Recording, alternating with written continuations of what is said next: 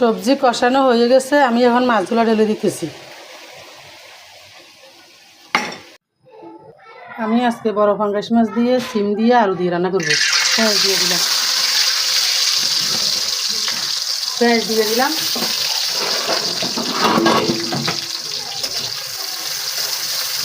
তো আমি আজকে পাঙ্গাস মাছ দিয়ে সিম দিয়ে আলু দিয়ে রান্না করবো। আমি 2 চামচ পরিমাণ হলুদের গুঁড়ো দিয়ে দিলাম, 2 চামচ পরিমাণ মরিচের গুঁড়ো দিয়ে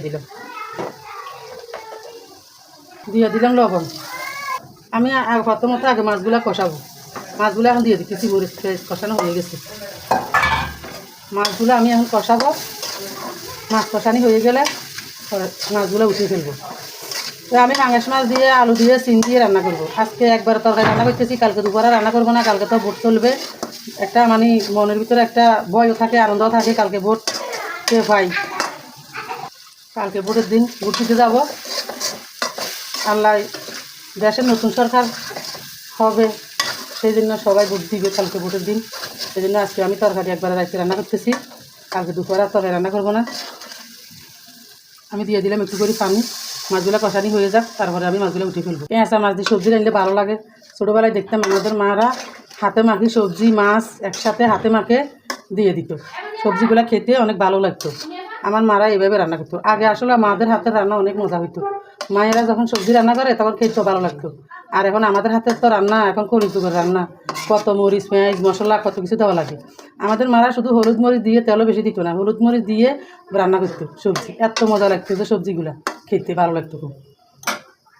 সবজিগুলো আমি ফাঁকিতে ধুয়ে ফেলতেছি। মাছগুলা কষানি হইতেছে, কষানি হইতে হইতে আমি সবজিগুলা ফাঁকিতে ধুয়ে ফেলতেছি। আমার সবজিগুলো ধোয়া হয়ে গেছে। তো আমার মাছগুলা কষানি হয়ে গেছে, এদিক দিয়ে সবজিগুলো ধোয়া হয়ে গেছে। মাছগুলো এখন আমি উঠে ফেলবো, বাটিতে নিয়ে ফেলবো। আমি বাটিতে উঠে ফেলবো, উঠে সবজিগুলা কষাবো। দেখেন আমি মাছগুলো উঠে ফেলছি, কষানো হয়ে গেছে মাছগুলা। সবজিগুলো এখন আমি দিয়ে ফেলছি। সবজিগুলো এখন কষাবো।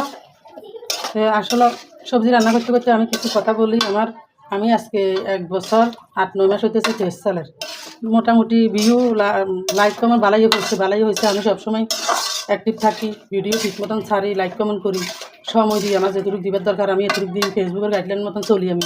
তারপরে জানি না আমার ভিডিওতে কোনো লাইক নেই, কমেন্ট নেই, ভিউ নেই। আমার পেজটা একদম ডাউন হয়ে গেছে, লাল হয়ে গেছে। কেন তাও বলতে পারি না, জানি না। আপনারা আমার ভিডিওটা দেখবেন, লাইক কমেন্ট শেয়ার করবেন, আমার ভিডিওটা আগের মতো হয়ে যাবে। যদি আপনারা আমি ভালো রান্ধি যাই রান্না করি, আপনারা আমার ভিডিওটা দেখেন না, দেখলে আমার ভিডিওটা এরকম হইতো না, আমার ফেসটা লাভ হইতো না, ডাউন হয়ে যেত না। আমার এখন ফেসটা ডাউন হয়ে গেছে। আমার খারাপ লাগে, আমার কষ্ট লাগে যে আজকে আমি অনেক সময় মনে হয় যে আমি ফেস চালাবো না। আবার মায়া লাগে ফেসের জন্য। 1 বছরের বেশি হইতেছে, 1.5 বছরের বেশি হইতেছে ফেস চালাই, মায়া লাগে। সেই জন্য আমি ভিডিও ছাড়ি। মায়া লাগে যে ছাড়তে পারতেছি না, হলে ছাড়ি দিতাম। সবজি কষানো হয়ে গেছে, আমি এখন মাছগুলো ঢেলে দিতেছি।